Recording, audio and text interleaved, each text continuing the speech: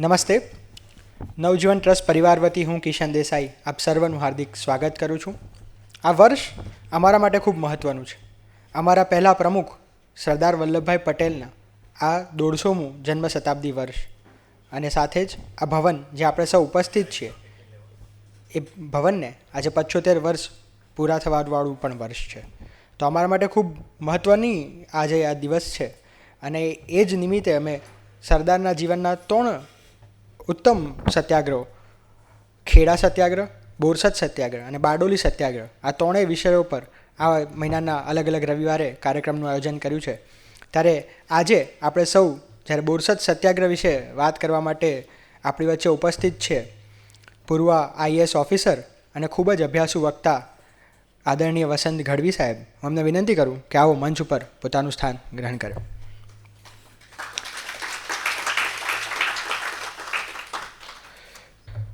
બોરસદ સત્યાગ્રહ 1923ની આસપાસ જ્યારે આણંદ જિલ્લાનો બોરસદ ગામમાં એક હળૈયા વેરો શરૂ કરવામાં આવ્યો ને એના વિરોધમાં આ લડત શરૂ થઈ. અને જે રીતે બારડોલી સત્યાગ્રહ આપણે ગયા અંકમાં એના વિશે વાત સાંભળી, તો જે રીતે આપણને સરદાર મળ્યા એમ મણિબેન બોરસદ સત્યાગ્રહ નામના આ પુસ્તકમાં આની પ્રસ્તાવનામાં એવું લખે છે કે આ લડત પછી મારા બાપુ ગુજરાતના સુબા તરીકે ઓળખાયા. એમ ગુજરાતના સુબા વિશે અને આ બોરસદ લડત વિશે જ્યારે વાત થઈ ત્યારે સરદારને વહીવટી કુશળતા વિશે અને એના કુનેહ વિશે ચોક્કસ વાત થવી જોઈએ. અને આજે યોગાનુયોગે આપણી વચ્ચે એક બ્યુરોક્રેટ હાજર છે જે સરદારની વહીવટી જે બુદ્ધિ છે, જે ચાતુર્ય છે, એ આ સત્યાગ્રહ સાથે કઈ રીતે વણાયેલું છે એ વિશે આપણને માહિતગાર કરશે. તો હું એમને વિનંતી કરું કે આવો અમને બોરસદ સત્યાગ્રહથી માહિતગાર કરે આદરણીય વસંત ગઢવી.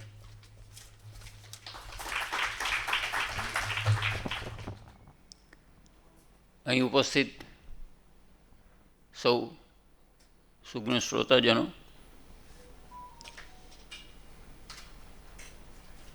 જેમણે આ સમગ્ર શૃંખલાનું આયોજન કર્યું છે અને નવજીવન ટોક્સ તરીકે આપણે જેને માણીએ છીએ એ કાર્યમાં જે નિમિત્ત છે એ વિવેકભાઈ અને અમારા બેન શ્રી સુષ્માબેન, આપ સૌને આ નિમિત્તે આ એક હિસ્ટોરિકલ જગ્યા ઉપર હિસ્ટોરિકલ હોલમાં મળતા આનંદ થાય છે. આમ તો નવજીવનમાં આવવું એ જ આનંદ છે, પણ હમણાં અમે પરિચય પુસ્તિકાની વાત કરતા હતા, એમાં વાડીલાલ ડગલીએ લખ્યું છે કે ચર્ચા કરવી એમાં આનંદ આવે છે, પણ ચાલતા ચાલતા ચર્ચા કરવી ને એ પણ CN વિદ્યાલયના કેમ્પસમાં તો વિશેષ આનંદ આવે. એમ વાત કરવી એનો આનંદ તો થાય જ, પણ નવજીવનમાં વાત કરવી એટલે વિશેષ આનંદ.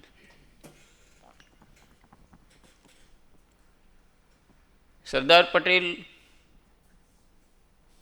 યાદ કરીએ માત્ર ગુજરાત નહીં પણ સમગ્ર દેશ અને વિશ્વભરમાં ફેલાયેલા ગુજરાતીઓ એમને યાદ કરે એ જ સ્વાભાવિક છે. ઇનફેક્ટ ઘણી વખત એવું લાગે છે કે દિલ્હીમાં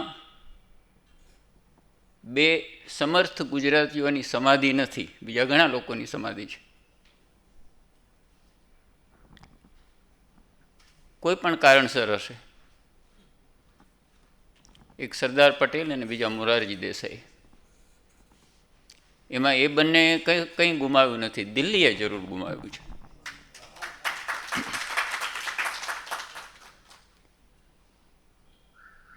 ગાંધીજી, સરદાર અને આ સત્યાગ્રહો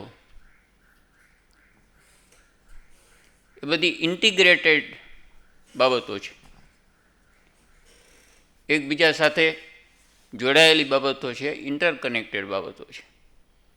એટલે તમારે એને કોમ્પ્રિહેન્સિવલી જોવું પડે. આ દેશમાં 1612માં જે ઈસ્ટ ઇન્ડિયા કંપની આવી એમણે ઘણા વર્ષો સુધી વેપાર કર્યો, પછી થયું કે આ વેપાર કરતાં કરતાં દેશ ઉપર તો શાસન કરવા જેવું પણ છે, તો વેપારમાં સરળતા રહે. આથી વિશેષ તો એમની કલ્પના એ વખતે હશે નહીં. વેપારી કોમ એટલે વેપાર. અને છેક 1857 સુધી પ્લાસીના યુદ્ધ પછી એમણે લગભગ 100 વર્ષ પછી એક સ્વતંત્રતા સંગ્રામ થયો, પણ વ્યાપક જનસમૂહ ન જોડાયો. સ્ટ્રેટેજીની દૃષ્ટિએ બ્રિટિશરો વધારે ચોક્કસ પુરવાર થયા, એટલે એનું ધાર્યું પરિણામ ના આવ્યું. પછી ફરી પાછું એ રૂલ ચાલ્યો, પણ હવે પછી ઇંગ્લિશ પાર્લામેન્ટ અને યુકેની સરકારે પોતે એનો વહીવટ લીધો.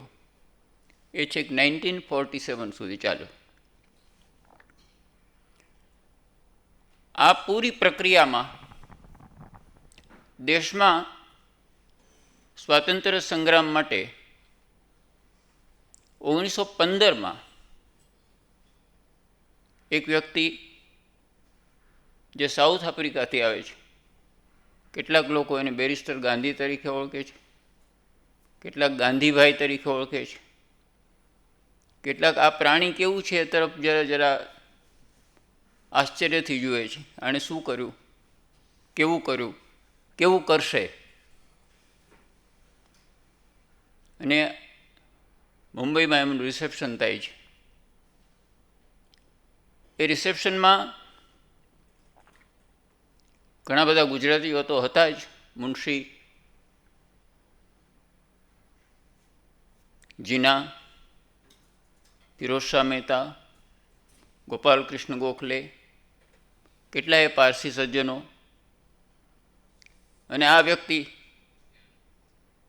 કે જેને લોકોએ માન્યું હતું કે આણે તો આફ્રિકામાં તો કેટલી મોટી કમાલ કરી છે, એણે પ્રવેશ કર્યો. રિસેપ્શન એનું હતું એટલે એનું સન્માન હતું. તો ત્યાં બેઠેલા અડધા લોકોને એનામાંથી વિશ્વાસ એટલા કારણસર ઉઠી ગયો કે દેશી પોશાકમાં હતા. માત્ર એક જ કારણ કે આ તો શું કરશે. અને બાકીનો 50% વિશ્વાસ હતો એ ઉઠી ગયો જ્યારે એણે ગુજરાતીમાં બોલવાનું શરૂ કર્યું. મુનશી લખે છે કે કોઈક પારસી બાનુએ કહ્યું કે આ તો ઢનો ઢ જ રહ્યો.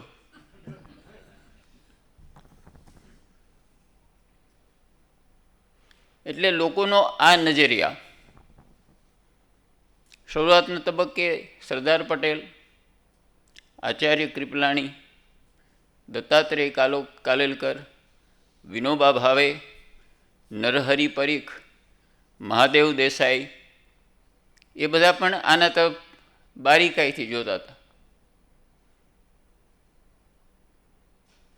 કલકત્તાના અધિવેશનમાં પણ એવું જ થયું. કલકત્તા કોંગ્રેસનું અધિવેશનમાં આણે કહ્યું ગંદકી બહુ છે. લોકોએ કહ્યું કે સ્વરાજ માટે મળ્યા છે ને આ ગંદકીની વાત કરે છે. આની માટે તો ગંદકી એ સ્વરાજ જેટલી જ અગ્રતા. અને પછી હિન્દીમાં પ્રવચન કર્યું. મહાસભામાં કોઈ હિન્દીમાં પ્રવચન કરે એ પણ અસામાન્ય ઘટના. બોલો, આપણા જ દેશમાં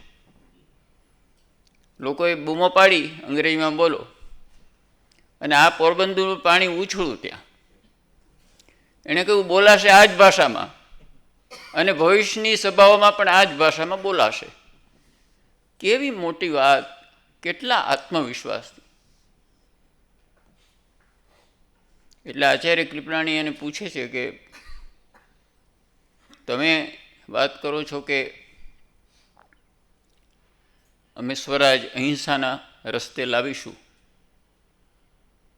અમે તો ઇતિહાસના પ્રાધ્યાપકો છીએ, અમે ઇતિહાસ ભણાવીએ છીએ, અમારું ઇતિહાસનું જ્ઞાન ઘણું સમૃદ્ધ છે, આવું દુનિયામાં બન્યું નથી. સ્વરાજ અહિંસાના માર્ગે આવે નહીં. ગાંધીએ કહ્યું કે તમે ઇતિહાસના નિષ્ણાત છો, એની સામે મારે ક્યાં ઝઘડો જ છે, પણ સ્વરાજ અહિંસાના રસ્તે આવશે. તમે ઇતિહાસકારો એ ઇતિહાસ લખશો અને ભવિષ્યમાં ભણાવશો. એટલે આ ઇતિહાસમાં ચાલનારો વ્યક્તિ નહોતો, આ ઇતિહાસનો ભાગ નહોતો, આ ઇતિહાસને ઘડનારો વ્યક્તિ હતો. તોપ તલવાર નહીં, બંદૂક બારૂદ નહીં, હાથ હથિયાર નહીં, ખુલ્લે શિર ફિરતે. વિકૃત વિજ્ઞાન નહીં, બંબર વિમાન નહીં, તરકટ તોફાન નહીં, અહિંસા વ્રત વર્તે. ટેંકો કા ત્રાસ નહીં, જહરી ગિયાસ નહીં, लाठी का सहत मार, राम राम रटते भूधर बनंत. बिन शस्त्र इस जमाने में गांधी बिन वसुधा में कौन विजय वर्ते. एक माणस तो एवो निकळ्यो, जेटली शंका कृपलाणीने એટલી જ બેરિસ્ટર સરદાર વલ્લભભાઈ પટેલને. પોતે બ્રિજ રમતા હતા ગુજરાત ક્લબમાં. ગાંધીજી આવ્યા એટલે માવળંકર એમના મિત્ર ત્યાંથી જવા માંડ્યા. એટલે એને માવળંકરને કહ્યું, ક્યાં જાઓ છો? તો કે ગાંધી આવ્યા છે ને, ત્યાં જશો નહીં, આ બ્રિજની રમત વધારે ઇન્ટરેસ્ટિંગ છે.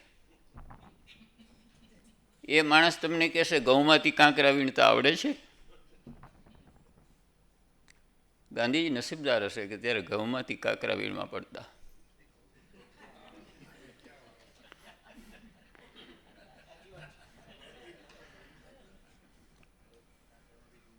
માવળંકર તો ગયા,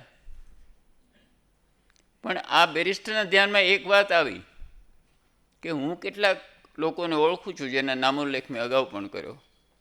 એ બધા બહુ બુદ્ધિશાળી લોકો છે, કોઈથી પ્રભાવિત થાય એવા નથી. મહાદેવ હોય, નરહરિભાઈ હોય, માવળંકર હોય, એ આ માણસ તરફ ખેંચાય છે. પણ ઠીક છે, તો પણ એને એની ગંભીરતા તે વખતે એટલી ના આવી. પણ આ માણસે જ્યારે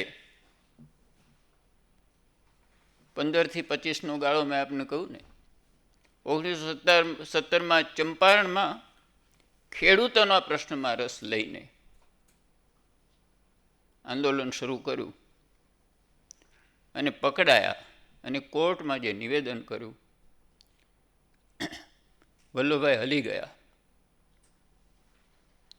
એણે અંગ્રેજ સત્તાને પહેલી વખત પડકારીને કહ્યું કે તમે મને કહો છો હું બહારથી આવું, તમે બહારથી આવો છો, તમે મારી સામે જે કોઈ આક્ષેપો મૂક્યા છે, આ પહેલી વખત બન્યું આવું, પણ એ મને સંપૂર્ણપણે મંજૂર છે, કારણ કે તમારા આક્ષેપો જ ખોટા છે.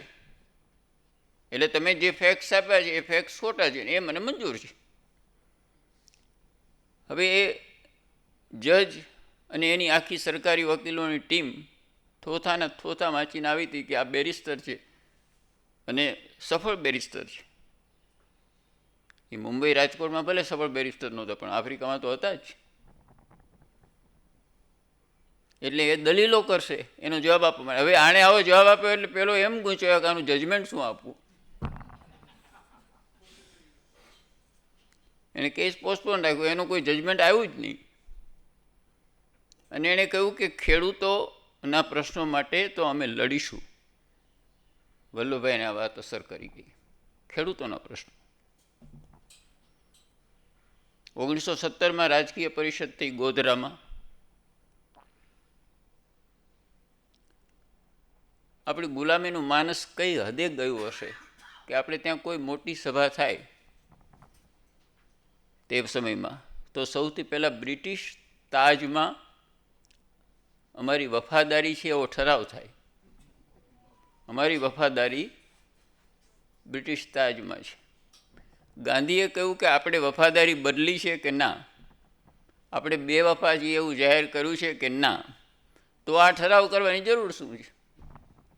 અને નંબર 2, આ હું ઇંગ્લેન્ડ રહીને આવ્યો છું, ઇંગ્લેન્ડ ભણીને આવ્યો છું, ત્યાંય આવા ઠરાવો નથી થતા. ઠરાવ ન થયો.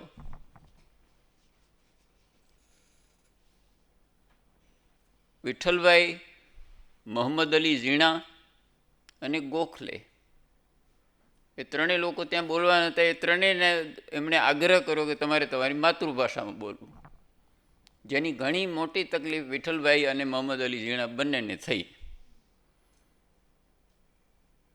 પણ સરદારના ધ્યાનમાં આ વસ્તુ આવી.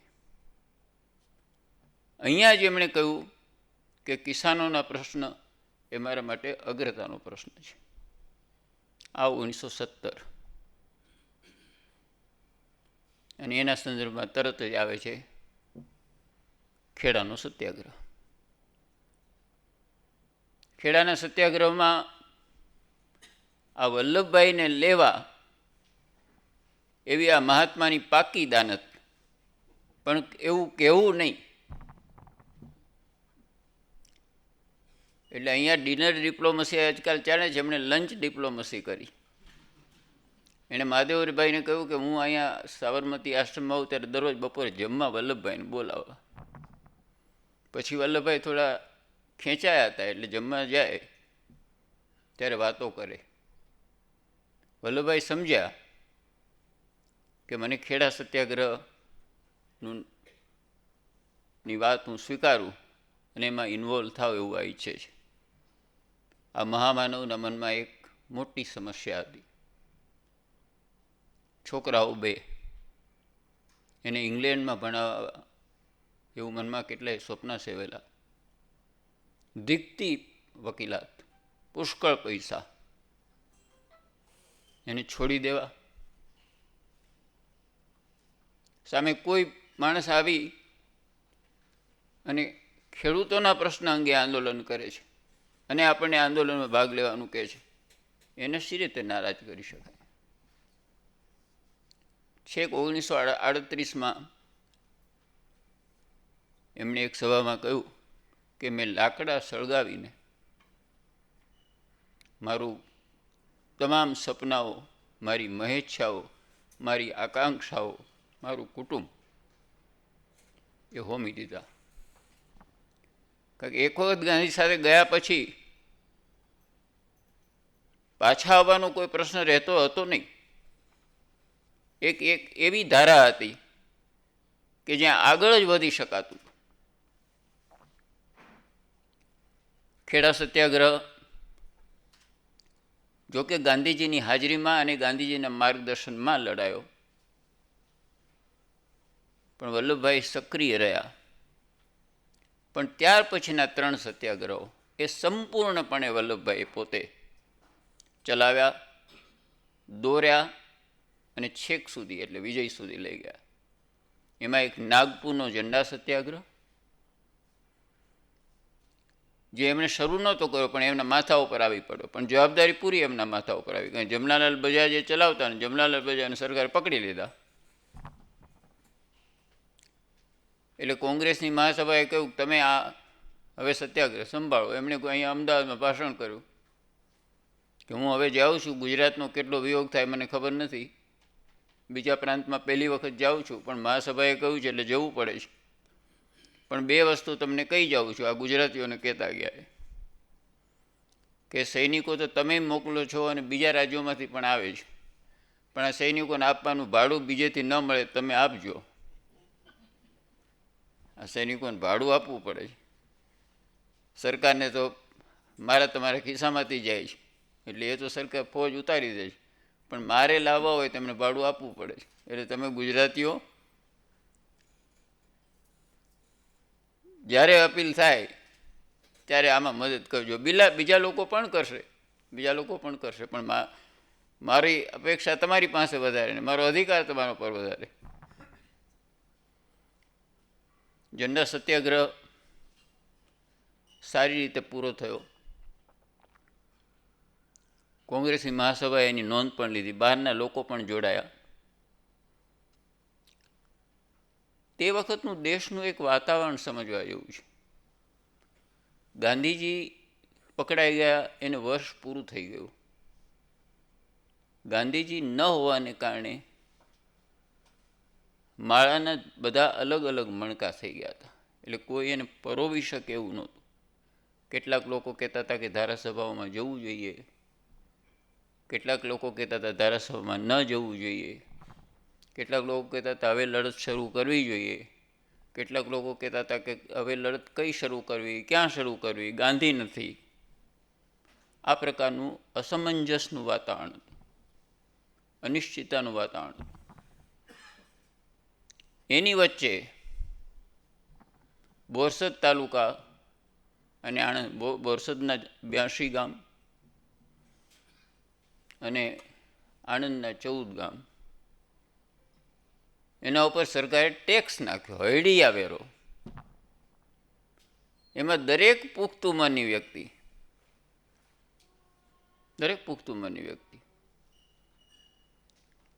એ અપંગ હોય તો પણ, એ નિરાધાર હોય તો પણ એના ઉપર દંડ નાખ્યો. એઝ યુઝ્યુઅલ સરકારી અધિકારીઓ કર્મચારીઓને બાદ કરતાં બધા દંડના બોજાઓ નીચે આવ્યા. લોકોએ સરદારને કહ્યું કે આ તો એક બહુ જુલમ થયો અમારા ઉપર. અમારા ઉપર એમણે વેરો નાખ્યો છે અને કારણ એવું આપે છે કે તમે બારવટિયાનો ઉત્તેજન આપો છો, તમે બારવટિયાનો છાવરો છો. સરદાર હજી તો આવે જ છે નાગપુરથી, પણ એમને તો વિશ્રામ જેવું કંઈ હતું નહીં. સરદારની સાથે મોહનલાલ પંડ્યા અને રવિશંકર મહારાજ પણ આવે છે હવે ચિત્રમાં. એક એવું વ્યક્તિત્વ કે સદભાગે આપણા રાજ્યનું દીપ પ્રાગટ્ય એમના હસ્તે થયું. એ બંને લોકો પણ આવી જાય છે. એટલે સરદાર લોકો પાસેથી સમજે છે કે ભાઈ શું પ્રશ્ન શું છે. આ એક એમની પદ્ધતિ હતી, આ ગાંધીની પણ પદ્ધતિ હતી. અહીંયા મિલ માલિકો સામે અનસુયાબેને સત્યાગ્રહ કર્યો તો સત્યાગ્રહનું સ્વરૂપ બધું, એટલે અનસુયાબેને કહ્યું તમે આવો ને બાપુ, આવે તો મારેથી સંભાળી શકાય એવું નથી, કારણ કે વધી ગયું છે. આ પણ એક ઇતિહાસની કેવી ઘટના હશે કે એક બેન જે પોતાના ભાઈના અભ્યાસ માટે લંડનનો એનો અભ્યાસ છોડીને પાછી આવી છે, એ ભાઈ સામેનું આંદોલન છે. અને એ ભાઈ કોણ? કે જેણે ગાંધીજીનો આશ્રમ બંધ થતો હતો કોચરબ, ત્યારે સ્વેચ્છાએ સામે ચાલીને જઈને 1 વર્ષના પૈસા આપ્યા હતા. એની સામે આંદોલન. કેવા પાત્રો હશે. એટલે ત્યાં એમણે કહ્યું કે ભાઈ તમે માગણી કરો છો કે આટલા પૈસા આપો, એમ નહીં. શંકરલાલ બેન્કર વગેરેને નિમણૂક કરીને એમણે એક ચોક્કસ અભ્યાસ તૈયાર કરાવ્યો કે કેટલું મળવું જોઈએ માણસને, એક મજૂરને કેટલું મળવું જોઈએ, કેટલા કલાક કામ કરે તો કેટલું મળવું જોઈએ, કેટલા કલાક કામ કરવું જોઈએ. શિકાગોમાં મજૂરોએ આ વાત કરી, એમના ઉપર હુમલો થયો. લગભગ 17 મજૂરો એ હુમલામાં એક્સપાયર થઈ ગયા અને પછી જ વિશ્વનું ધ્યાન ગયું અને વર્લ્ડ લેબર ડે શરૂ થયો, એવો એનો ઇતિહાસ. અહીંયા તમે જુઓ તફાવત. ગુજરાતનું આ મોડેલ જુઓ, જે દેશમાં ઘણા લોકોએ જેનો અભ્યાસ કર્યો. મજૂર મહાજન સંઘ, મહાજન મજૂરોનું.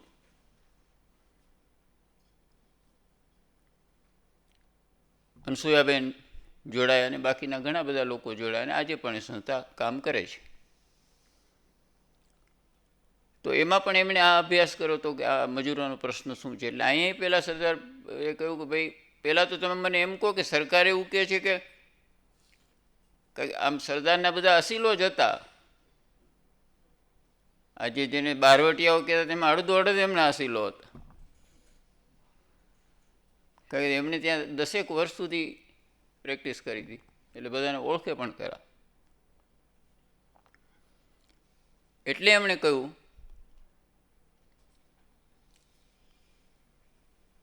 કે આનો અભ્યાસ કરો. પછી એણે કહ્યું કે એક સરકારના અધિકારી તો કોઈ આવ્યા હતા અહીંયા, એ આવીને શું કરી ગયા? તો એણે કહ્યું કે સરકારના અધિકારી તો આવ્યા હતા, પણ એ તો સાહેબ દરેક વખતની જેમ અમે થોડી ખાણીપીણીની વાનગીઓ અહીં રેસ્ટ હાઉસમાં જતા જોઈ હતી અને બીજે દિવસ સવારે નીકળી ગયા હતા. એ લોકોને મળ્યા નથી, એ કોઈ લોકોને મળ્યા નથી કે એમના વિશે સમજવાનો કોઈ એમણે પ્રયાસ કર્યો નથી. એટલે સરદારે કહ્યું પહેલાં આપણે આ સમજી લઈએ કે સરકારે 2 આક્ષેપો મૂક્યા છે કે તમે બારવટિયાનું પ્રોત્સાહન આપો છો, એમને રક્ષણ આપો છો, અને એટલા માટે આ તમારા ઉપર અમે ટેક્સ નાખીએ છીએ.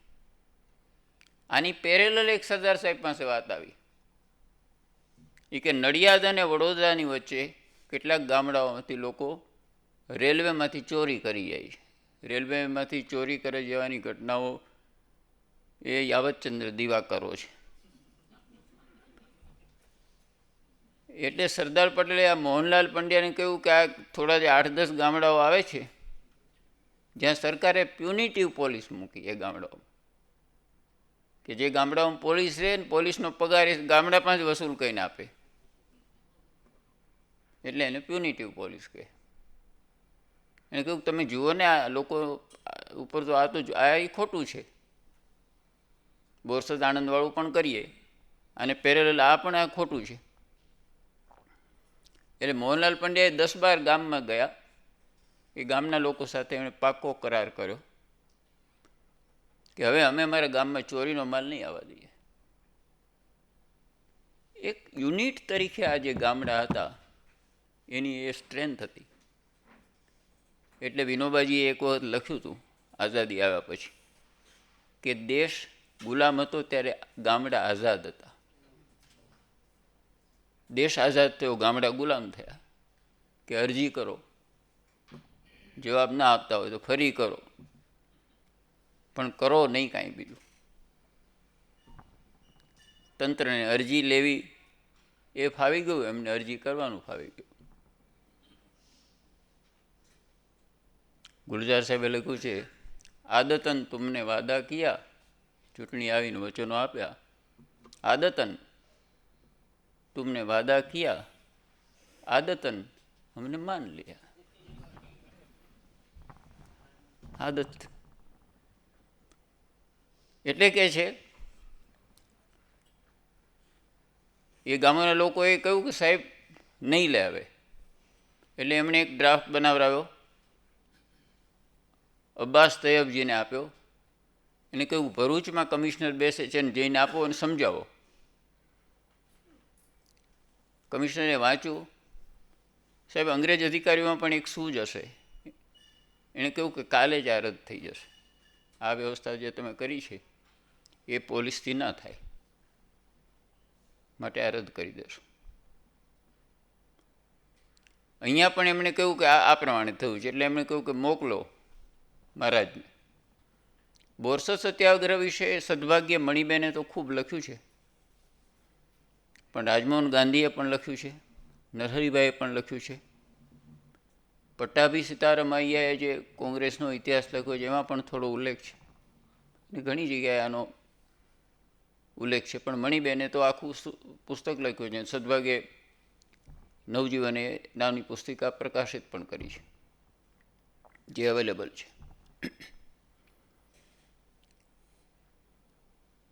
એટલે આ બંને લોકો આ ગામડાના ભોમિયા જેવા હતા, રવિશંકર મહારાજ અને મોહનલાલ પંડ્યા. એ દરેક ગામડે ગયા, લોકોને પૂછ્યું. લોકો કહે એક તો આ વેરો ભરવા માટે ત્રાસ કરે, અમને એવું કહે છે કે લૂંટ કરો, ભીખ માગો, ઉછીના લઈ આવો, પણ વેરો ભરો.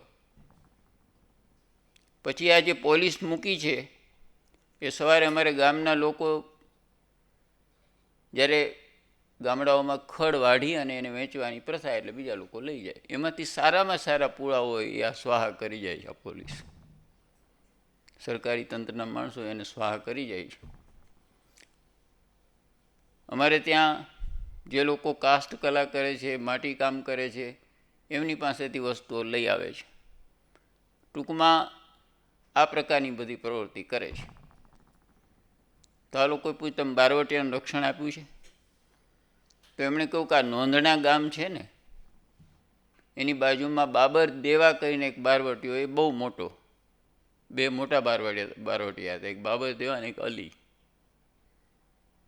અલી મિયા, સાદત મિયા. એણે કહ્યું આ બધા ત્યાં બેઠા હતા, એટલે અમારા નોંધણા ગામના એક ભાઈએ કહ્યું કે આ નજીક જઈને બતાવ્યા કે આ જો સામે બેઠા પોલીસ પાર્ટી, આ પ્રોટેક્શન આપે છે એનાથી જુદી વાત થઈ ને. એટલે પોલીસ ત્યાં સુધી ગઈ પણ નહીં. એણે કહ્યું કે અમારી પણ સંખ્યાબળ ભાઈ ઓછું છે, ત્યાં સુધી તો ઠીક, પણ પેલા લોકો જે ત્યાં ખાણીપીણી કરવાના હતા એ ટૂંકાવીને ગયા, એટલે ગામ લોકોને પાકી ખબર પડી કે આ લોકો એમને કહે ભાગો. એટલે આ વાત થઈ. એમણે કહ્યું આ 22 માણસોના ખૂન કર્યા છે બાબર દેવાએ, 22. એ 22માંથી એક પણ માણસ સુખી સમૃદ્ધ નથી. ઈશાને માટે મજા કરવા માટે ખૂન કરતો નથી, કે આનંદ આવે છે એટલે ખૂન કરો. લૂંટ કરવા માટે એને ખૂન કરવું પડતું નથી. ગામના લોકો લૂંટ કરવા માટે કોઈને મારવા નથી પડતા, એના ડરથી જ લોકો આપી દે છે. એક ફર્સ્ટ ક્લાસ મેજિસ્ટ્રેટ સાહેબ કે હમણાં નીકળ્યા હતા બંદૂક સાથે રાખીને. બારોટિયાનું કોઈ કહ્યું કે ફર્સ્ટ ક્લાસ મેજિસ્ટ્રેટ સાહેબ જાય છે, કે બરાબર છે, સ્વાગત કરીએ એમનું. એટલે ત્યાં ગયા કે કેમ સાહેબ તમે તો ફર્સ્ટ ક્લાસ ને સેકન્ડ ક્લાસ ને અમને ખબર ના પડે, પણ મોટા સાહેબ છો તમે. થોડી મારઝૂડ કરી, પહેલાં હાથ જોડ્યા. એ કે શું જોઈએ તમારી બોલો ને, કે બંદૂક લાવ આપી. પછી એમ થયું કે હું આ બહુ મોટો માણસ છું એવું આ માનશે તો બહુ મુશ્કેલી થશે. એણે કહ્યું કે હું તો કારકુન છું, મને જવા દો ગમે તેમ કહી. એટલે મારવા તો પડતા જ નહોતા. તો 22ની સામે એમણે રવિશંકરમાં કહ્યું કે એક માણસ બતાવો પોલીસનો જે મારો ગયો હોય, બાતમી આપવા માટે. આ તંત્રનો, પોલીસ સિવાયના જે કોઈ તંત્ર છે એનો કોઈ માણસને કોઈ ઈજા થઈ છે?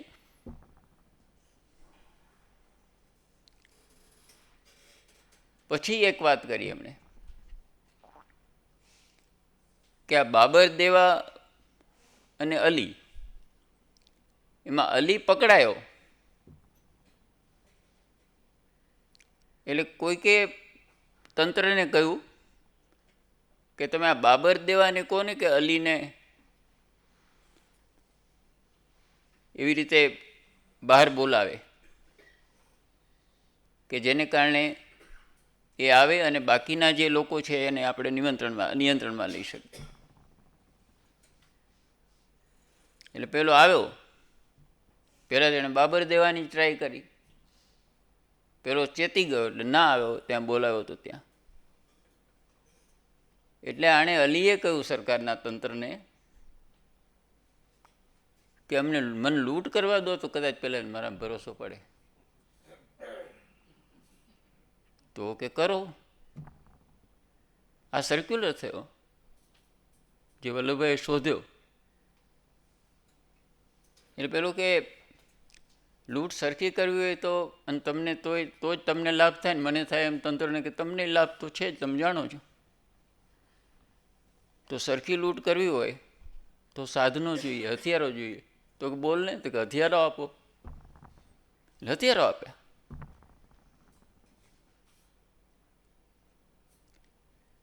એટલે એ વાત થઈ.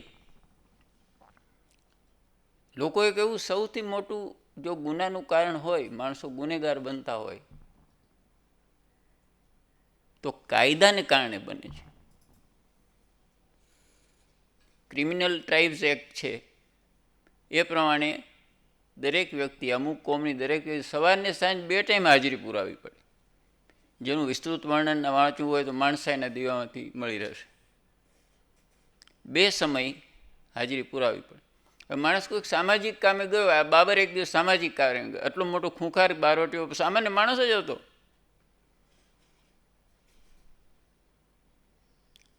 સામાજિક પ્રસંગમાં ગયો, હાજરી ન પુરાવી શક્યો, પોલીસે કહ્યું જામીન લાવ, જામીન ના આપી શક્યો, જેલમાં પૂરો, ત્યાંથી અકળાઈને ભાગી ગયો, નાની મોટી ચોરી કરતો થયો અને પછી સરવાળે મોટો બારવટીયો થયો. એટલે ક્રિમિનલ ટ્રાઇબ્સ એક્ટને કારણે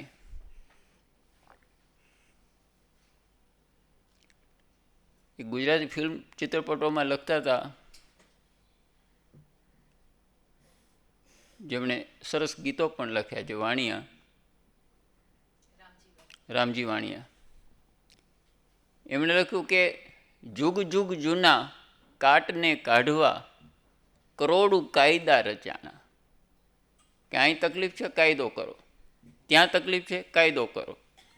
આ જુગ જુગ જૂના કાટને કાઢવા કરોડું કાયદા રચાણા, પણ ઉપર છલ્લા, આ ઉપાય રામજીભાઈ કે ઉપર છલ્લો હતો અને અવળો હતો. ઉપર છલ્લા અને અવળા ઓસડિયાથી ભીતરના ભેદ ન ભૂસાણા, સરાણિયા માનવના મંડળા કટાણા. એનો આ ઉપાય જ નથી. એટલે આ કાયદો કે જેને કારણે આ પ્રમાણે થયું, જેનું રવિશંકર મહારાજ બહુ જ વિગતવાર લખ્યું. રવિશંકર મહારાજને કારણે એક રવિશંકર મહારાજ આવું કરી શકે કે જે બિલકુલ અહિંસક ધોરણે કાગળો લખી લખીને કાયદો કઢાવે, એમની સિવાય કોઈની શક્તિ નથી. એટલે આ પણ એક કારણ છે. કોઈ પણ સમાજમાં જ્યારે કોઈ બારવટે જાય ત્યારે શાસનનો કે સમાજની કોઈક સામાજિક વ્યવસ્થામાં ક્ષતિ હોય તો જ એવું બને. જો સમગ્ર સમાજ હેલ્ધી હોય તો આવું થાય નહીં. એટલે એણે કહ્યું કે આ જે બારૈયા પાટણવાળીયાઓ હતા એને પહેલાં રાજદરબારમાં સિપાહીગીરી કરતા, નાની મોટી જમીનો હતી, એ દરબારો અને નાના નાના રજવાડો બ્રિટિશ સત્તાએ ધીમે ધીમે લઈ લીધા, એમના આધિપત્ય નીચે આવ્યા. એટલે એમને આ કામ મળતું બંધ થયું. પછી જમીન હતી, જમીનના કાયદાઓ એવા હતા કે થોડું દેવું કરે અને પછી એ ભરપાઈ ન કરી શકે, વ્યાજનું વ્યાજ શાહુકાર લગાડે, એટલે એમના હાથમાંથી જમીનો ગઈ. એક સિપાહીગીરી ગઈ, જમીનો ગઈ. શાહુકાર અને ખેડૂતની આ વાતો તો ઘણી ઘણી આપણી ક્લાસિકલ નવલકથાઓ પણ લખાયેલી છે. એટલે એને કારણે એ લોકો બેકાર થઈ ગયા, ગરમ સ્વભાવ, અને કંઈક કરવું તો શું કરવું. એટલે સામાજિક વ્યવસ્થા, એણે કહ્યું કે એક બારૈયાની કોમનો એક માણસ શેઠ પાસેથી પૈસા લીધા, દર વખતે પૈસા આપવાનું પણ શરૂ ભર્યું, પણ એને લગ્ન થવાના હતા. લગ્નમાં આ લોકો ખર્ચાળ બહુ, સામાજિક બધા રિવાજો કરે, એટલે એને બીજા પૈસા માગ્યા. પહેલાં એ ના પડ્યા એટલે બીજા શાહુકાર પાસેથી પૈસા લીધા. પહેલાંને ખબર પડી કે આ બીજા શાહુકાર પાસેથી પૈસા લેશે ને મારે નહીં આપે, એટલે બરાબર એ લગ્ન કરીને આવ્યો ને બીજા જ દિવસ સવારે જપ્તી લઈને, સાથે એક બે જપ્તી બેલીફ ને એ બધાને લઈને ગયો. એણે જે નવી પરણીને આવી કન્યા હતી એના કપડાં ઉપાડવાનો પ્રયાસ કર્યો, જે આના મર્મસ્થળ ઉપર ઘા થયો. એણે કહ્યું બીજું બધું લઈ લે તું, વાસણ ને બધું, આ રહેવા દે. એ કે તું કેમ કરવાનું, તો હું મને શું કરી લેવાનું, આ મારી સાથે બેલીફના માણસો છે. એ હાથ એનો ત્યાં ગયો અને આની કુવાડી એના ઉપર પડી. બેલીફના માણસો ઇન્ટરનેશનલ રનિંગમાં પણ જીતી જાય એટલું ઝડપથી દોડીને જતા રહ્યા, શ્વાસ લેવાય ના ઉભા રહ્યા. કોઈ સ્થિતિ સંપન્ન માણસને ત્યાં લગ્ન થતા હતા, દારૂખાનું પૂરતું હતું, એટલે એમાંથી એક ઝૂંપડીવાળાનું ઘર સળગ્યું. એને બોલાવીને સમજાવ્યું કે ફરિયાદ ન કરીશ, હું તને પૈસા આપીશ, રિપેરિંગ કરાવી લેજે. આ સામાજિક અવ્યવસ્થાઓ. એણે કહ્યું સારું. થોડા દિવસ પછી એણે કહ્યું કે હવે શેઠ તમે મને છે ને છેવટે વસ્તુઓ લાવી આપો, મજૂરી હું કરી લઈશ. એ કંઈ કર્યું નહીં. ચોમાસું માથે આવ્યું. એક દિવસ રાત્રે વરસાદ વરસ્યો, બાળકો રડે, બહુ દયાજનક સ્થિતિમાં કુટુંબ આવી ગયું. એટલે આ ગયો કે તમે કર્યું નહીં અને મારી આ ખરાબ સ્થિતિ થઈ. તો એ આટલું જાણે તો કહ્યું. તો પહેલાં એ કહ્યું કે તું ગાંડો માણસ છું, આવું બધું કાંઈ વળતર થોડા દેવાના હોય. એટલે ઘરે ગયો. એ જ હથિયાર, એ જ ફેંસલો અને એ બારવટીયો. એટલે નરહરિભાઈએ એક અલગ આના ઉપર આર્ટિકલ કર્યો છે કે સૌરાષ્ટ્રના જે બારવટીયાઓ હતા અને આ લોકો જે હતા એમાં ઘણી બધી સામ્યતા પણ છે. આ સમગ્ર બારવટા દરમિયાન કોઈ જગ્યાએ કોઈ બહેન ઉપર એકલી જાતી હોય તો પણ હુમલો નથી થયો. સરદારે આનો ઉલ્લેખ પણ કર્યો આમના ગુણો વિશેનો કે ઘણા અવગુણો છે પણ કેટલાક ગુણો પણ છે. કોઈ ગામમાં એમને ખબર પડે કે કોઈનો લગ્ન છે ને જે પરિવાર છે એની પાસે પૈસા નથી અને દીકરીના લગ્ન છે તો પૈસા પણ પહોંચાડે. તો આ પ્રકારનું તો બધું ખરી જ વ્યવસ્થાઓ, પણ સામાજિક વ્યવસ્થાને કારણે આ પ્રકારે પેલું થાય. આ રિપોર્ટ વાંચીને વલ્લભભાઈને પછી કંઈ કરવા પણ રહ્યું નહીં. એમણે બોરસદવાળાને કહ્યું કે તમે લડવા તૈયાર છો ને, ખુવાર થવા તૈયાર છો ને, પોલીસ આવશે, જપ્તી થશે, તમારો માલ મિલકત લઈ જશે. ગામ લોકોએ કહ્યું અમે તૈયાર છીએ, અમે નહીં ભરીએ. આ લોકોએ શરૂ કર્યું સરકારી તંત્રે. શરૂઆતમાં તો એ પણ વધારે ઝડપથી કાર્યવાહી કરવા માંડ્યા. મૂળ માણસો તો આપણા જ હોય એટલે પેલા જ ગામમાં મામલતદાર સાહેબને લઈ ગયા. સમૃદ્ધ ગામ, સમૃદ્ધ ખેડૂત, એની સમૃદ્ધ ભેંસ, જેની આખી ગામમાં એ ભેંસની ફેં ફાટે, એના ઘરે જ લઈ ગયા. ઘરમાં પ્રવેશ કર્યો જે ભેંસે હાવભાવ કર્યા એટલે સાહેબો બહાર નીકળી ગયા અને શહેરોમાં લખ્યું કે ભાઈ આ ઘરમાં કંઈ લેવા જેવું નથી. લઈ શકાય એવું તો અમે તંત્રવાળા લખીએ નહીં, લઈ શક્યા નથી એવું તો ના ચાલે, લેવાય એવું નથી. આ ખેડા જિલ્લાની તમામ લડતો છે ને બારડોલી સહિત, એમાં ભેંસો વિશેની વાતો તમને વારંવાર આવે, કારણ કે એમનું સમાજ જીવન ભેંસો સાથે જોડાયેલું છે. અને એટલે તો સરદાર પટેલે વર્ષો પહેલાં ત્રિભુવનદાસને બોલાવીને કહ્યું કે આના દૂધનું કંઈક કરો ને, એમાંથી આ કોઓપરેટિવ થઈને અમૂલ થયું. એ એક ઇતિહાસ થયો.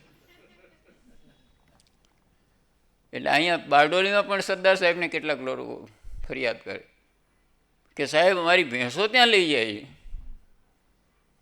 અને એને બંધ રાખે છે. તો કે જુઓ ભાઈ, સરદારનો ભાષા વૈભવ છે ને એ જબરજસ્ત. તમે સમજો, તમારી ભેંસો એમની મઢમો જેવી ગોરી થઈ જશે ત્યાં રહી,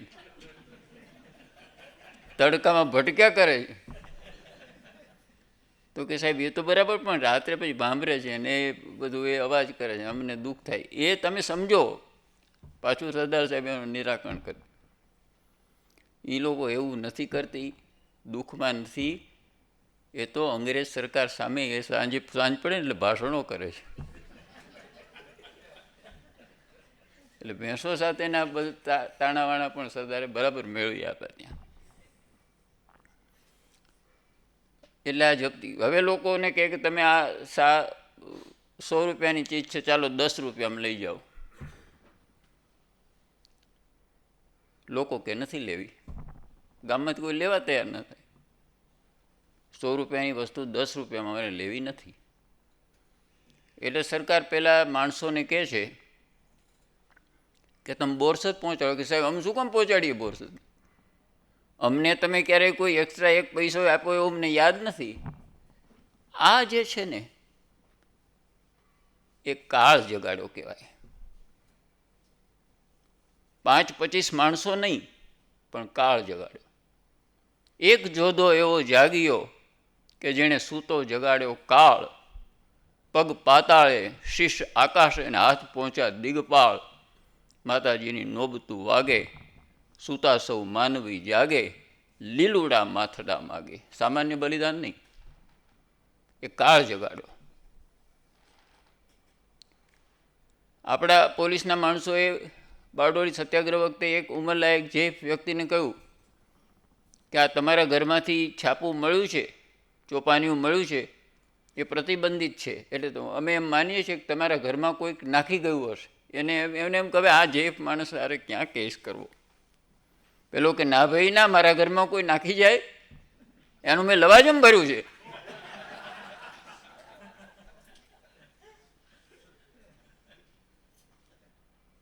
આ સ્થિતિ જ્યારે થાય ત્યારે બદલાવ આવે છે. એટલે એ લોકોએ ના પાડી કે અમે લઈ નહીં જઈએ. એક ગામમાં ગયા વેરીભાઈ કરીને મુખી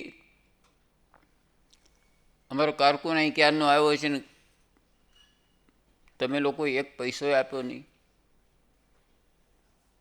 વેરીભાઈ કહ્યું ભાઈ કાયદેસરની વસૂલાત કરવાની હોય, વરસાદ સારો થયો હોય, કાયદેસરની વસૂલાત હોય તો મેં ભૂતકાળમાં કામ કર્યું છે, પણ આ તો વાત જ ગેરકાયદેસર છે તમારી. અને મારે તો કે તમે સરખા, મામલતદાર સાહેબ સરખા, કલેક્ટર સાહેબે સરખા, કારકુન સાહેબે સરખા. આ બહુ સરકારી તંત્રને બહુ ઘાતક લાગે વાત. પણ એણે તો કહ્યું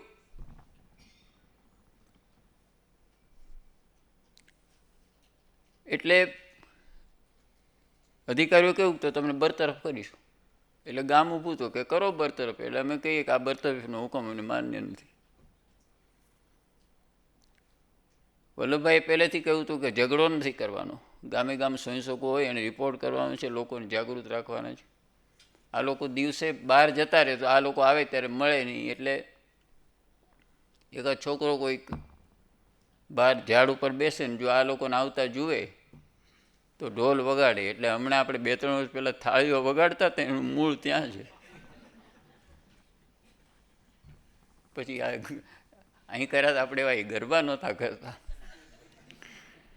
એટલે એ પણ બરાબર કે લોકો જતા રહે મળે નહીં. એટલે એક જાગૃતિથી કામ થયું. સર વેસ્લી કરીને ગવર્નર, એને કોઈકે ખરા અર્થમાં જે પત્રકારો હશે એમણે કહ્યું કે આ જુઓ તો ખરા, છેલ્લા 3-4 અઠવાડિયાથી બોરસદમાં જે ચાલી રહ્યું કંઈક જુદું છે, તમને જે રિપોર્ટ મળતા હોય. એટલે એણે એના ગૃહ સચિવ સર હેરોલ્ડને મોકલ્યા ત્યાં. એ ત્યાં ગયા. એમણે એક સભા ભરી 150-200 માણસોની કે તમારે શું કહેવાનું છે. લોકોએ કહ્યું કે અમે અહીંયા રજૂઆત કરીશું તો અમારા વતી રજૂઆત અમારા રામભાઈ વકીલ છે એ કરશે. એમાં કોઈ આગેવાનો આવ્યા જ નહીં, કારણ કે લોકો આ આંદોલનને દોરતા હતા. લોકોએ નક્કી કર્યું આ ભાઈ બોલશે. આ પહેલી શરત. બીજી શરત એમણે કહ્યું કે આ તમામ ટ્રાન્ઝેક્શન, આ વાતચીત ગુજરાતીમાં થશે. એટલે ગૃહ સચિવ સાહેબને તો તમે છો જ બધા, ટ્રાન્સલેશન કરી દેજો. એટલે આ પણ ઘડાયેલા અમલદાર હતા. એણે કહ્યું કે ભાઈ આ બધું રિપોર્ટો આવે છે કે બધી શાંતિ છે, તો તમે અરજી કરો ને, સરકારને અરજી કરવા માગો. શું અરજ કરવા માગો છો? ગવર્નર સાહેબે મને પૂછ્યું તમારી શું અરજ છે? કે અમારી કોઈ અરજ નથી, અરજ કરે કાંઈ થતું જ નથી સાહેબ. આ ખેડા સત્યાગ્રહમાં મેં 2000 લોકોની સહીઓ ભેગી કરી, આપણે કંઈ થયું નહીં, અમારે અરજ કરવી જ નથી. તમે સાંભળો આ વાત અને સમજો. એમણે એક વાત કરી જે આજે પ્રસ્તુત છે. એણે કહ્યું કે આટલી મોટી પરિસ્થિતિ હોય ને તમે એમને અરજી કરવાનું કહો તો સરકાર સાવ અજાણ છે, આંખો ને કાન બે એમના બંધ છે, તમારે તંત્ર છે કે નહીં કોઈ? અરજી કરીને અમે વસ્તુ તમને કહીને તમે કહો હવે તમે અરજી, તમે તો જુઓ. હા, બહુ જ ઇમ્પોર્ટન્ટ. આજે પણ અમે કહીએ જ છીએ સાહેબ કે અરજી કરી છે. લોકો બિચારે માની લે કે ના હવે કરતા જઈએ, કરી જાઓ ને એટલે અમારે એક મુદત તો પડી.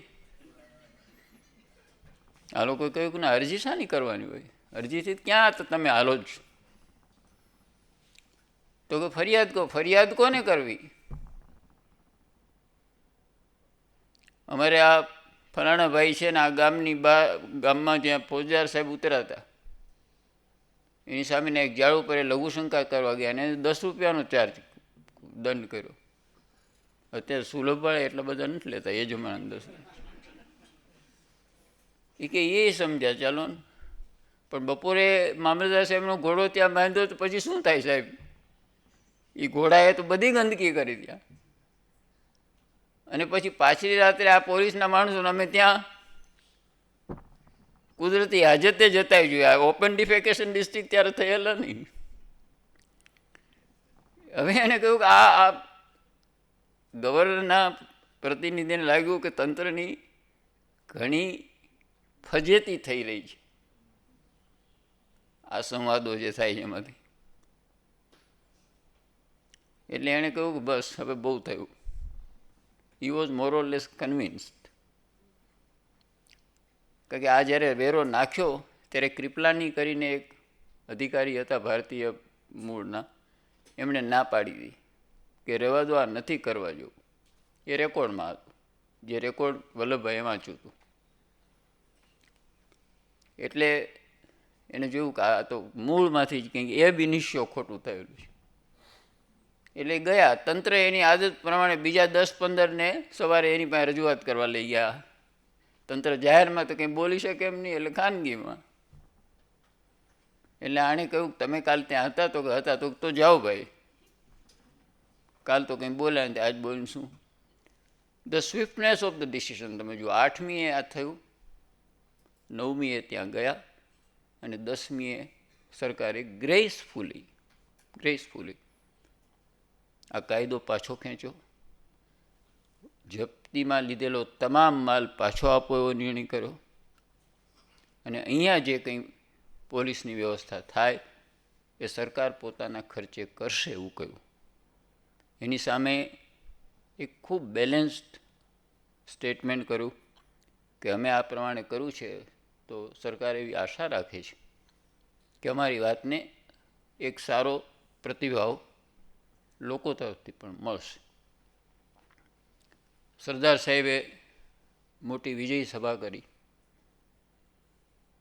2 ઓબ્ઝર્વેશન બહુ સારા આવ્યા લડત પછી. એક મહાદેવભાઈનું. મહાદેવભાઈ કહ્યું કે સરદારે આ સત્યાગ્રહનો કન્સેપ્ટ કર્યો, એનો અમલ કર્યો, અને આટલા 5-6 અઠવાડિયામાં એનું ડિસિશન આવ્યું. એ સરદાર ના હોત તો ન થાત. ગાંધીજીએ તો અદ્ભુત લખ્યું. ગાંધીજીએ લખ્યું કે બોરસદ સત્યાગ્રહથી ગુજરાતની આબરૂ દેશમાં વધી છે, અને બોરસદ સત્યાગ્રહના આ પરિણામથી ગુજરાત 2 પગલાં ઊંચે ચડ્યું છે, અને જેને કારણે પૂરો દેશ 2 પગલાં ઊંચો ચડ્યો છે. આ મહાત્માનું એક બીજી સાઈડ જુઓ. એણે કહ્યું કે ખેડા સત્યાગ્રહમાં તો એક પ્રકારની પ્રતિષ્ઠા હતી, પોતે એને તો દોર્યો તો છતાં એનું ઓછું મહત્વ કર્યું. ખેડા સત્યાગ્રહમાં તો એક માનનો પ્રશ્ન હતો. અમદાવાદના મિલ મજૂરોના પ્રશ્નોમાં મેં ઉપવાસ કર્યા હતા, એનો ઓછાયો એ ડિસિશન ઉપર હતો. જ્યારે આ નિર્ભેળ સત્યાગ્રહ હતો, સરદાર સાહેબે કરેલો આ નિર્ભેળ શુદ્ધ સત્યાગ્રહ, તમે જુઓ પોતે જે કરે છે એનાથી પોતાના સાથીઓ કેટલું વધારે કરે છે એ કહેવાની કેવી વૃત્તિ હશે આ વ્યક્તિમાં. એટલે એમણે પણ આ નિવેદન કર્યું. કારણ કે જે દિવસે આ સત્યાગ્રહ પૂરો થયો તે દિવસે જ એમનું એપેન્ડિસાઇટિસનું નાનું ઓપરેશન થયું. પછી બીજા મહિને એમને મુક્ત કરવામાં આવ્યા. સરદારે આ સભામાં કહ્યું, હવે આ એક સમજવા જેવું છે. સરદાર પટેલે જે બેલેન્સ ભાષણ કર્યું, એમણે કહ્યું કે આ આપણો વિજય છે, એમાં 2-2.5 લાખ રૂપિયા આપણે ભરી શકીએ નહીં. વેરા તરીકે એવા ભિખારી નથી આપણે. પણ આપણી સામે આળ મૂકવામાં આવ્યું હતું, આપણા ઉપર કલંક મૂકવામાં આવ્યું, સામૂહિક એ કલંક આજે ભૂસાયું છે. બીજી વાત કરી કે ઉન્માદી થવાની જરૂર નથી. આંતરદર્શન કરવાની જરૂર છે કે કઈ બાબતો સામાજિક રીતે ખોટી છે કે જેને કારણે આ સામાજિક વૈમનસ્ય ઊભું થાય છે, જેને કારણે બારવટા થાય છે, એનું આંતરદર્શન કરવાની જરૂર છે. ત્રીજું, એણે કહ્યું કે આસુરી સત્યાગ્રહ નથી આપણો, એટલે જે લોકો આપણી સામે હતા, મેં સાંભળ્યું છે કે તમે ઉજાણી કરવાના જ, તો એમને પણ બોલાવજો, એમના પ્રત્યે કોઈ કડવાશ ન રાખશો, સદભાવ ના ફેલાવજો. ત્યાં દૂરથી એ મંગલ શબ્દ આવતો, શતાબ્દીઓના ચિરશાંત ઘુમ્મટો ગજાવતો, ચેતન મંત્ર આવતો, ઉમાશંકર જોશી, તું પાપ સાથે નવ પાપી મારતો. ગાંધીનો આ વિચાર, ઉમાશંકરભાઈના શબ્દો અને એની બિલકુલ અહીંયા પ્રતિધ્વનિ સંભળાય છે. અને ખૂબ પ્રોફ્યુઝલી એમણે આભાર માન્યો ગવર્નર સાહેબનો અને ગૃહ સચિવ સાહેબનો. બે ચોપાનિયા એમની નજર નીચે ગયા, ગોપાળદાસ, દરબાર ગોપાળદાસે મોકલેલા. એમણે એના ઉપર એમને લખ્યું કે આ બંને ચોપાનિયા પ્રિન્ટમાં જાય એ પહેલાં મેં રોક્યા છે. શા માટે? એણે કહ્યું કે આમાં જે આપણા પ્રતિદ્વેષી છે, આપણા હરીફ છે, એનું ખરાબ દેખાય છે. C, this is the level. લડત પૂરી થઈ, આ વાત ભૂલી જાઓ, તમારો પ્રશ્ન પૂરો થયો. હવે શું કરવું તમારે? ગાંધી સરદાર કહે છે કે દેશમાં જે મોટી લડત ચાલી રહી છે, આ તો એક નાની હતી, પણ દેશમાં એક જે મોટી લડત ચાલી રહી છે, જેને મહાત્મા ગાંધી ચલાવી રહ્યા છે, એમાં ભાગ લેવા માટે તમે તૈયાર થાઓ, કેળવાઓ, ક્ષમતા વિકસાવો, કારણ કે એ મોટી લડાઈ છે અને લાંબી ચાલવાની છે.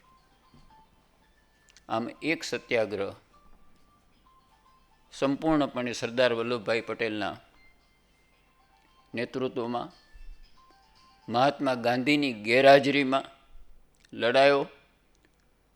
બોરસદની 1.5 લાખની વસ્તી એમાં જોડાઈ અને કોઈ પણ પ્રકારની હિંસાત્મક ઘટના સિવાય, કોઈ પણ પ્રકારની કડવાશ સિવાય એક સત્યાગ્રહ પૂરો થયો. એટલે સિરીઝ ઓફ નોન વાયોલન્સ જે રેઝિસ્ટન્સ થયા, એમાંનો એક મહત્ત્વનો આ સત્યાગ્રહ.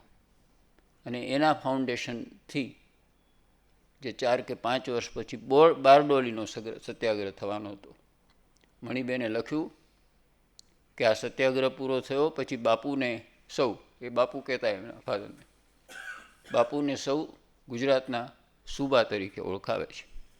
આ ગુજરાતના સૂબા એ ગુજરાતના નહીં પણ દેશના સરદાર બન્યા.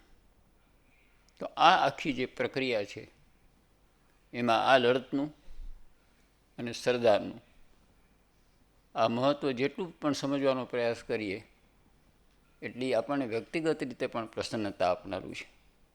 એટલા માટે આ વાત આપણી સાથે કરતાં મને ખૂબ આનંદ થયો. એક સરદાર પટેલ, જેના ઉપર અનેક લોકોએ કવિતાઓ લખી છે, પણ હરિવંશરાય બચ્ચને સરસ લખ્યું છે. યહ પ્રસિદ્ધ લોહ કા પુરુષ પ્રબલ, યહ પ્રસિદ્ધ शक्ति की शिला अटल, हिला सका इसे न कभी शत्रु दल, पटेल पर स्वदेश को गुमान है, हरेक पक्ष को पटेल तोलता,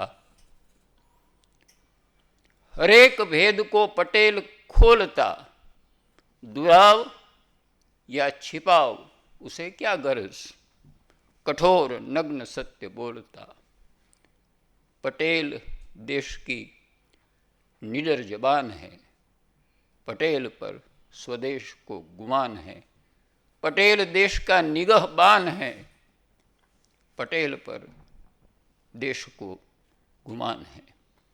સરદાર વલ્લભભાઈ પટેલની સ્મૃતિમાં અને આ સત્યાગ્રહની સ્મૃતિમાં વંદના કરતા આ વાત આપની સાથે શેર કરવાનો મને ખૂબ આનંદ થયો છે.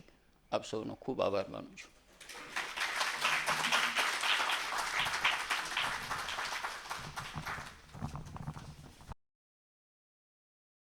વક્તવ્ય આદરણીય વસંત ગઢવી સાહેબ.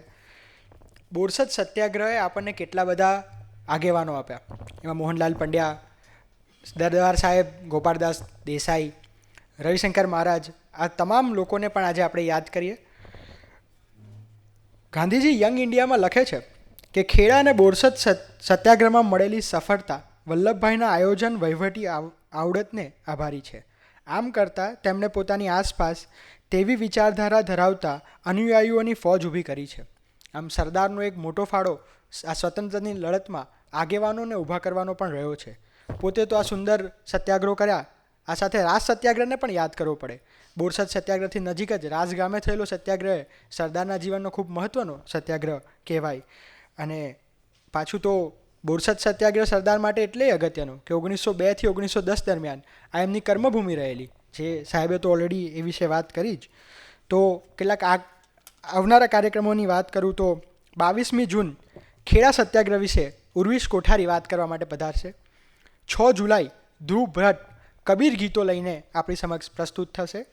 13મી જુલાઈએ જસવંત ઠાકર, ગુજરાતી રંગભૂમિનું એક ખૂબ જ મજબૂત નામ, અને એમના વિશે સંવાદ કરશે અદિતિ દેસાઈ અને આરજે દેવકી. દરવાજા પાસે ડાયરી રાખવામાં આવી છે, જેમાં તમે તમારો વોટ્સએપ નંબર લખાવી શકો છો, જેથી આવનારા કાર્યક્રમની વિગતો અને ગયા કાર્યક્રમની યુટ્યુબ લિંક આપ સુધી પહોંચશે. આ મારી ડાબી તરફ એક હેરી પોટર ગલી છે, એમાં હૃદયકુંજ ઉપસ્થિત છે. ત્યાં તમને આ બોરસદ સત્યાગ્રહનું મણિબેનનું સંપાદિત પુસ્તક પણ ઉપલબ્ધ થશે. હું નવજીવન ટ્રસ્ટના પ્રમુખ વિવેક દેસાઈ, પરામર્શક શિલ્પા દેસાઈ, કપિલ રાવલ તેમજ નવજીવન ટોક્સની આખી ટીમ તરફથી આદરણીય વસંત ગઢવી સાહેબને ખૂબ ખૂબ આભાર માનું છું. Thank you. મળીએ છીએ આવતા રવિવારે.